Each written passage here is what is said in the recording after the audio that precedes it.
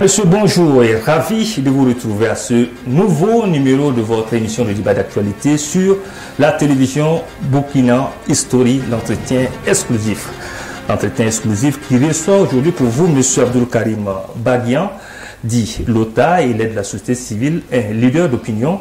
Avec lui, nous allons parler de la mauvaise gestion des deniers publics, avec notamment ces sommes faramineuses versées à des web activistes pour des activités de subversion, 30, 50, 85 millions, la liste est encore longue. Nous allons en parler dans une poignée de secondes. Nous allons parler également du remboursement des prêts véhicules demandés aux députés de la 7e et 8e législature. Nous allons parler de l'effort de guerre demandé par l'exécutif. En ce moment, nous allons parler également de l'audit de l'armée et enfin de cette perturbation de la livraison du carburant au Burkina Faso. Bonjour, M. Baguian. Bonjour M. Dabira, bonjour à l'ensemble des téléspectateurs et téléspectatrices de la télévision Burkina History. Alors M. Baguian, si vous voulez bien, nous allons commencer par cette question brûlante du moment, c'est la perturbation de la livraison du carburant en ce moment. Et c'est survenu à une période, on va dire, assez cruciale. Mais aujourd'hui, il n'est pas question d'une pénurie en tant que telle, selon les précisions du ministre en ce moment, mais en marche, on a vu qu'il y a des gens qui se permettent de vendre aujourd'hui 1 litre d'essence dans des bidons à 800 et à 2000, voire 2500. Comment est-ce que vous analysez ces faits d'actualité? Ok, merci beaucoup M. Dabira, mais avant tout propos, permettez-moi de vous remercier pour le choix qui a été porté pour ma personne. Aussi, permettez-moi de souhaiter une joyeuse fête de Noël à l'ensemble des chrétiens du Burkina Faso et à l'ensemble des Burkinabés. Et maintenant, pour revenir à votre question, vous savez, à chaque fois que nous parlions de changement de comportement, il ne faut pas que cela incombe seulement ceux qui nous gouvernent et cela incombe aux hommes politiques. Le changement d'esprit, le changement de comportement doit relever de l'ensemble des fils et des filles du Burkina Faso. N'est-ce pas? Alors, vous voyez ce qui s'est passé depuis 72 heures dans notre pays prouve que certains Burkinabés, pour ne pas dire la majorité des Burkinabés, sont épris de la malhonnêteté et de vraiment le fait de pouvoir jouir même du malheur des autres. Parce qu'il est incompréhensible que le litre d'essence qui se paye à 750 d'habitude, des Burkinabés partent avec la complicité, il faut le dire, des pompistes, ou bien de ceux qui servent l'essence. Voilà, avec leur complicité, on part payer de l'essence à 750 et on le revend à des Burkinabés à 3000 francs. Parce que j'ai vu des vidéos où des jeunes disent qu'ils ont payé le litre d'essence à 3000. C'est inacceptable et c'est incompréhensible à ce niveau où nous vivons présentement, avec la crise qui se vit au Burkina. Je pense que c'est inhumain. Est-ce que vous estimez que l'autorité doit taper du poing sur la table et vraiment commencer à sévir? Parce que c'est pas une première. Toutefois qu'il y a pénurie, évidemment. Et on voit ces gens... Mais nous parlons de quelle autorité? Parce qu'il faut que l'autorité soit un exemple d'abord, avant de pouvoir sévir sur sa population. Est-ce que vous contestez la dignité et l'intégrité des autorités? C'est pas moi qui le dis. Il y a certaines pratiques qui n'honorent pas les autorités. Comme ça, par exemple. Voilà, j'en viens. Parce que vous savez que le 30 septembre passé, le capitaine Traoré et ses hommes qui, dans le passé, s'étaient mis devant pour évincer le président Roch-Kaboré parce que c'est une continuité du MPSR. C'est pas moi qui le dis, c'est leur communiqué qui le dit. Et tous ceux qui sont en première position du MPSR 1 peuvent leur dire, voilà, MPSR 2 non, voilà, peuvent témoigner. Voilà, c'est la continuité. C'est les mêmes qui avaient évincé le président pour le président Damiba, qui ont trouvé qu'à un moment donné, ils n'ont plus la même vision, ils n'empruntent plus le même chemin. Donc, ils ont trouvé bon d'évincer. En tout cas, ils ont dit que Damiba s'écartait de justement, voilà. Donc, c'est de dire que si vous avez bien écouté les premières déclarations du capitaine Traoré à son temps, il a bel et bien dit qu'il y a des lourdeurs administratives au niveau de l'administration burkinabé, qu'il y a des chefs militaires qui ont profité du déni public pour devenir des milliardaires, qu'il y a des malversations. Mais bon, écoutez, c'est pas moi qui le dis, si vous constatez sur le terrain ce qui se passe sous le président Ibrahim Traoré, C'est ce qui se faisait sous les autres présidences. Donc, pour moi... mais sauf que on a vu pas mal d'actions d'intégrité que Ibrahim aussi pose. Justement, non, vous ne m'avez pas posé la question à savoir est-ce que je crois au président Ibrahim Traoré ou je le soutiens. C'est pas cette question que vous m'avez posée. Je fais partie... La question, c'est de l'exemple. Justement, je fais partie de ceux... Écoutez-moi. Des autorités. Oui, je fais partie de ceux-là qui soutiennent le président Ibrahim Traoré par principe d'abord. Par principe, vous avez soutenu également Damiba. Non, je n'ai jamais soutenu Damiba. J'ai soutenu la venue du président Damiba. Le président Damiba ne s'est pas levé seul pour faire le coup d'État. C'est le même président Ibrahim Traoré, autres qui l'ont accompagné. Ils ont voulu instaurer un idéal que j'ai soutenu. Et le premier responsable, ou le président en son temps, c'était le président Damiba. Donc j'ai soutenu le système et l'idéal qui avait été porté par le président Damiba. Aujourd'hui, par principe, si vous suivez tous les autres débats que j'ai eu à mener sur les plateaux, je fais partie de ceux-là qui prônent la rupture générationnelle, qui prônent le fait qu'on prenne en compte la nouvelle génération. Et le président Damiba avait 42 ans. Aujourd'hui, le président Ibrahim Traoré en est 34. Donc, dire que je ne soutiens pas le président Ibrahim Traoré, c'est de me dire. Et ceux qui me connaissent savent que j'ai toujours été un homme qui est constant. Donc, je soutiens le système porté par le président Ibrahim Traoré. Et moi, ça n'engage que moi. Si tu te fies aux actes que le président Traoré pose sur le terrain, il m'inspire confiance. C'est un homme qui veut arriver, c'est un homme qui a le courage et c'est un homme qui a cette volonté et cette honnêteté-là de pouvoir faire bouger les choses. Maintenant, vous savez que le Burkina Faso est un pays de savane, d'où nous tous nous le savons. Le président Blaise Compaoré, dans son temps, avait eu à fabriquer des gens, des opérateurs économiques, des hommes d'affaires et autres, qui après sa suite, ces mêmes hommes d'affaires et opérateurs économiques se sont confirmés et se sont imposés sous le président Roch Kaboré. Et quand le président Damiba est venu, ces mêmes personnes-là ont voulu s'imposer. Et le président Damiba n'a pas accepté. Ce sont ces mêmes-là qui sont autour du président Ibrahim Traoré actuellement. Mais autant donner des noms, est-ce que... Autant donner des noms, vous n'êtes pas au Burkina. Non. Je suis aujourd'hui... Quand vous le dites, ça veut dire que vous connaissez ces acteurs. Effectivement. Pourquoi ne pas donner des noms et dénoncer en même temps? Vous êtes un journaliste, vous devez être capable de mener vos propres enquêtes parce qu'il y a votre, comment je vais appeler ça, votre fonction là, vous avez cette autorisation de pouvoir fouiller. Mais comme c'est une affirmation que vous faites, c'est une affirmation, je le dis et je le répète. Certainement des acteurs. Le pouvoir du président Ibrahim Traoré est dirigé par des hommes d'affaires. Alors, M. Baguian, on va évoluer donc vers un autre sujet. Il s'agit donc justement de la mauvaise gestion des deniers publics. Vous avez dû donc suivre donc ces décharges qui ont fuité, qui se retrouvent aujourd'hui sur la toile, des sommes faramineuses qui ont été versées à des web activistes pour donc des activités de subversion. On a vu des signatures de 30 millions, 50 millions, 85 millions, mais avant que donc l'autorité de lutte contre la corruption nous éclaire donc la lanterne. Comme on le dit, il n'y a pas de fumée sans flamme. Et comment est-ce que vous avez accueilli donc ces faits-là, ces décharges qui se trouvent aujourd'hui sur la place? Vraiment, c'est déplorable, c'est trop plat. Et vraiment, c'est inexplicable. C'est bien vrai que je suis les réseaux sociaux, que je l'ai vu. Moi-même qui vous parle, là, je suis un peu actif sur les réseaux sociaux. Mais émanant de la personne, là, c'est ça aussi qui me pose problème. Parce que tout le monde sait que le monsieur qui a fait ventiler ces informations, pour moi, ils ne vivent que de ça. Voilà. Ibrahim Maïga, voilà. Pour moi, ils ne vivent que de ça. Parce que lui-même, il reconnaît avoir pris 50 millions. Oui, du moment où lui-même, il reconnaît avoir pris, que ça vient de M. Damiba ou de M. Lota, il n'avait même plus, s'il était animé d'une intégrité, il ne devrait même pas avoir ce courage-là de parler des autres. Parce qu'il n'est pas un modèle ni un exemple. Je n'ai rien contre ceux qui là dit qu'ils ont pris, ça n'engage que eux, c'est eux qui ont dit qu'ils ont pris, c'est pas M. Lota. Mais la manière n'y est pas. Et de surcroît, il faut qu'une voix mieux autorisée aux officiels nous sortir de cette situation. En tout cas, si comme le on le gouvernement dit, si le gouvernement fait un communiqué pour dire que ce que M. Ibrahim Maïga a publié est avéré, je pense que je ne sais pas les mots me manquent pour qualifier cela. Parce que pour moi, quand on est engagé, on doit être motivé par le patriotisme et l'intégrité. Quand on est un homme d'opinion, quand on est une tête d'opinion et qu'on veut s'impliquer pour la bonne gouvernance et le développement de son pays, on n'a pas besoin de percevoir ou de recevoir quoi que ce soit avant de se prononcer.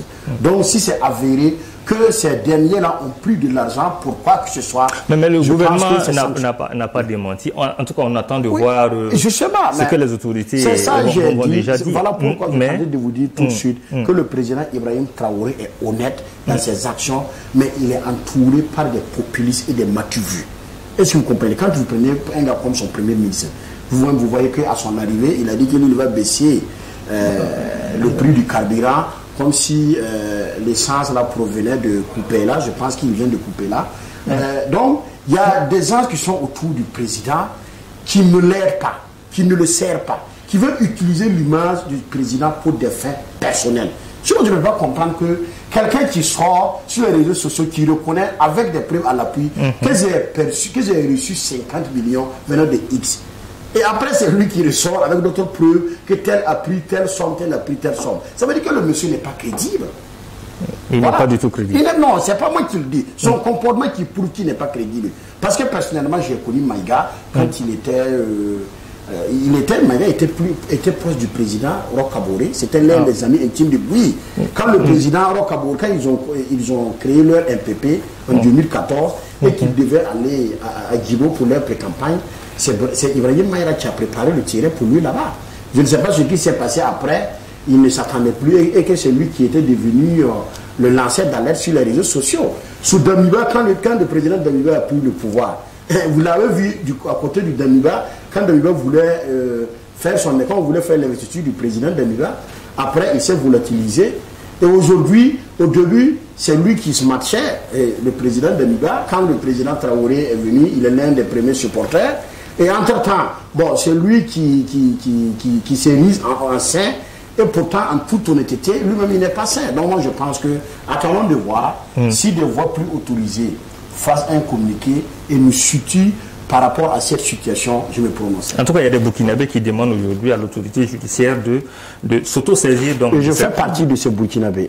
Si c'est avéré, sincèrement, il faut que la SELCE prenne ses responsabilités et nous situe les responsabilités. Alors, autre fait d'actualité à débattre ce matin, eh bien, c'est le remboursement des frais, des prêts donc véhicules demandés aux députés de la 7e et 8e législature. Alors, quel commentaire cela vous inspire, M. Baïkia? Bon, M. Dabira, ici on parle de prêt. Si on est honnête, si on est intègre, quand on prête là, c'est pour rembourser. Vous êtes d'accord, oui ou non? Dans un délai de 8 jours. Quand on prête, je vous pose pas une question, mais je pose la question aux téléspectateurs. Quand on est un bon payeur, quand on prête là, il faut se dire qu'on doit payer. C'est dans l'ordre normal des choses. On doit rembourser. Mais la 7e législative, là, c'est depuis 2015. Si ces gens-là, depuis tout ce temps, n'ont pas remboursé, c'est qu'ils n'ont pas la volonté de rembourser. Donc, il faut les traîner pour qu'ils puissent rembourser. D'aucuns parlent de chasse à la sorcière. Quelle chasse à la sorcière? Est-ce qu'ils ont prêté, oui ou non? Pourquoi on ne vous dit pas de venir rembourser? Pourquoi on ne me dit pas de venir rembourser? C'est pas une chasse aux sorcières. Des gens ont prêté l'État. L'État a besoin des moyens pour travailler. Vous savez qu'avec le recrutement des VDP, là, même si ça là-bas aussi, je pointe du doigt aux nouvelles autorités qui n'ont pas été intelligents, parce qu'il fallait mobiliser des ressources avant de procéder au recrutement des VDP. Alors voilà bien qui nous amène donc dans le prochain sujet qui est de la question de l'effort de guerre aujourd'hui, le 1% demandé par l'exécutif pour donc financer ces volontaires de défense pour la partie des VDP. Alors, vous, en vous entendant parler, vous pensez que la question n'a pas été bien mûrie. Voilà pourquoi aujourd'hui, on cherche des financements. Comme je vous ai dit à l'entame de ma narration, je vous ai dit, quand le président Ibrahim Traoré prenait le pouvoir, il a dit qu'il y a des chefs militaires qui ont pillé les deniers publics et qui se sont transformés en milliardaires. Et eux aussi, ils sont des militaires. Le pouvoir ne gouverne pas des militaires. Qu'est-ce qui prouve que les 1% qu'il veut prélever là, c'est pas pour permettre à des militaires d'être des milliardaires. Il faut qu'on respecte les gens. Et j'ai dit, il n'est pas donné à n'importe qui d'être un chef d'État, ni un membre du gouvernement. Pourquoi Dabira n'est pas le chef de l'État? Pourquoi c'est pas l'OTAN? Si on a choisi le capitaine Ibrahim Traoré, c'est parce qu'il a assez d'intelligence. Si on a choisi Maître Kelem de Tambela, c'est parce qu'il est intelligent. Donc leur intelligence là doit les amener à retrouver des ressources. Ça c'est un. Deuxièmement, on ne peut pas créer des initiatives sans mobiliser des fonds. Vous voulez recruter des VDP, vous n'avez pas les fonds, et puis vous lancez le recrutement. Ça s'appelle du laxisme et du manque d'intelligence. Il fallait mobiliser les fonds avant de procéder au recrutement des VDP. Non, il a très clairement des fonds, mais aujourd'hui, les VDP ont beaucoup plus besoin d'équipement. Mais c'est ça, j'ai dit qu'ils n'ont pas été, prévisibles. Le gouverner, c'est prévoir. C'est l'intelligence qui gouverne une nation. Alors, selon vous, les syndicats, l'unité d'action syndicale, l'IAS, a bien raison de dire non. Effectivement, vous savez que le fonctionnaire burkinabé vit une vie minable. C'est des misérables. Le fonctionnaire burkinabé n'arrive pas à joindre les deux bouts. Si tu es fonctionnaire au Burkina Faso, tu as 3 enfants à scolariser, tu as une épouse, tu as un moyen de déplacement, tu dois payer l'eau, tu dois payer l'électricité. Vous pensez que ces mêmes fonctionnaires-là peuvent léguer 1% de leur salaire pour qu'on s'occupe de VDP? Non, c'est le gouvernement qui a lancé le recrutement du VDP que je salue, parce que c'est salutaire. Notre pays est en guerre et il faut vraiment des gens qui vont accepter pour défendre la patrie.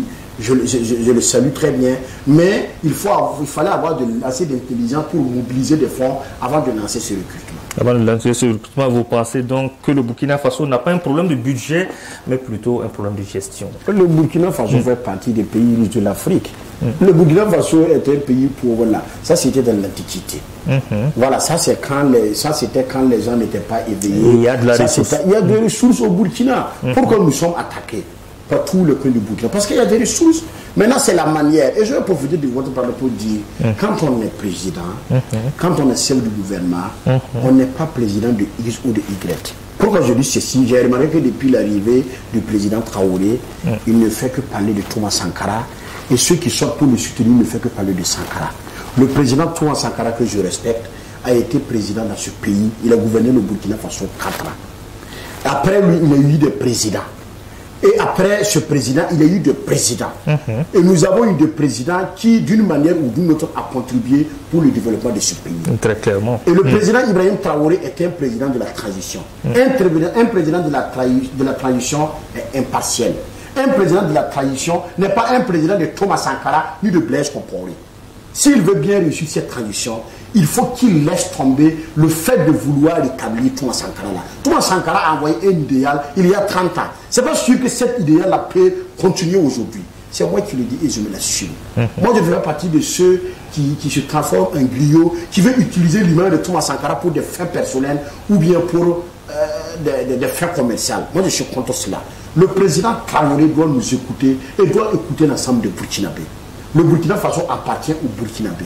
Que ce soit les pro-Blaise Compaoré, les pro-Sankara, les pro-Roch-Kaboré, les pro-Demiba. Il faut arriver à rassembler tout le monde, à aller vers des questions de réconciliation. Merci, et parler le même langage et aller à la réconciliation vraie. Et je profite de vous dire que j'ai mal au cœur et j'ai même des ulcères quand j'entends des Burkinabés qui disent que le Burkina Faso n'a pas besoin de réconciliation.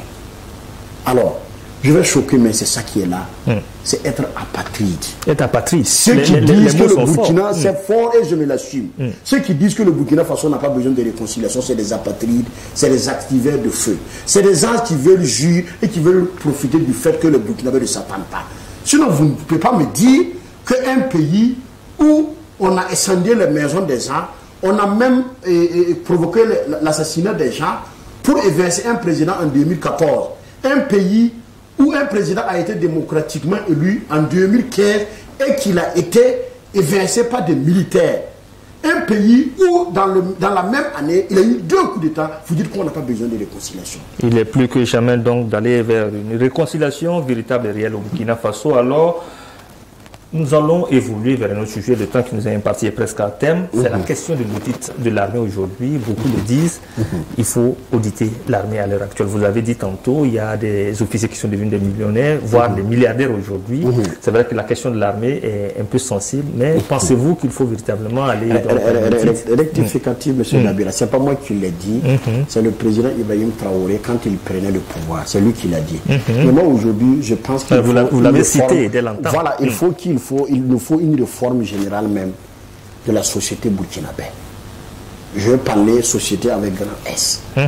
Parce que, vous avez vu que je disais tout de suite là que le pouvoir du président Ibrahim Traoré est dirigé par certains hommes d'affaires et certains opérateurs économiques. C'est une réalité. Ces mêmes opérateurs économiques utilisent leur argent pour narguer les gens, pour empêcher les gens de dire ce qui se passe et pour empêcher les gens d'apporter leur tous pour la bonne gouvernance de notre pays. Et aujourd'hui, il ne suffit pas de mener un audit au niveau de l'armée. Non, même au niveau de la presse, il faut qu'on fasse un audit. Au niveau de la presse. Au niveau de la presse, il y a certaines presses qui sont corrompues. Il y a certaines presses qui prennent des pots de vin pour ne pas relayer les vraies informations. Pour moi qui vous parle là, ça fait près de 2 mois, je cherche à aller sur des plateaux pour pouvoir m'exprimer et puis on n'accepte pas. Je ne vais pas citer les noms. Il y a des télés qui ne veulent plus me recevoir parce qu'ils pensent que je ne vais pas aller dans le même, dans la même direction qu'ils veulent. Vous pensez que c'est normal? Mais quelles peuvent être les raisons? Les raisons, vous savez, moi je n'ai pas ma langue dans ma poche. Moi je dis ce qui se passe et j'ai toujours été constant. On peut m'aimer ou pas, mais j'ai toujours dit ce que je pense. Et vous avez vu des journalistes qui étaient des grands éditorialistes ici. Chaque matin, c'est eux qui faire les analyses, les quoi, qu'est-ce qui ne va pas, un tel doit partir, nous allons mourir. Aujourd'hui, sous l'ère Ibrahim Traoré, où sont passés ces éditorialistes-là? Même si je ne suis pas contre le fait que nous sommes en guerre et qu'il faut se mettre derrière l'armée. Mais se mettre derrière l'armée ne voudrait pas dire être derrière l'armée dans le mensonge. Ça, je suis contre. Donc aujourd'hui, il faut qu'il y ait une réforme générale. Il faut faire de l'audit au niveau de l'armée, faisons de l'audit au niveau des politiciens, faisons des audits au niveau des activistes, faisons des audits au niveau de la presse. Parce que le moral a quitté le Burkina. Le moral a quitté le Burkina. Il faut donc une réforme générale des institutions et des organes donc, qui arrivent à analyser les faits d'actualité. Monsieur Abdoul Karim Baguian d'Idota, merci d'être passé sur ce plateau. C'est moi qui vous remercie. Et avant de finir, permettez-moi une seconde de souhaiter mes vœux les meilleurs pour l'ensemble des Burkinabés pour cette année nouvelle qui s'annonce, qui est l'année 2023. Et aussi demander au bon Dieu de toujours veiller sur notre très chère patrie qui est le Burkina Faso.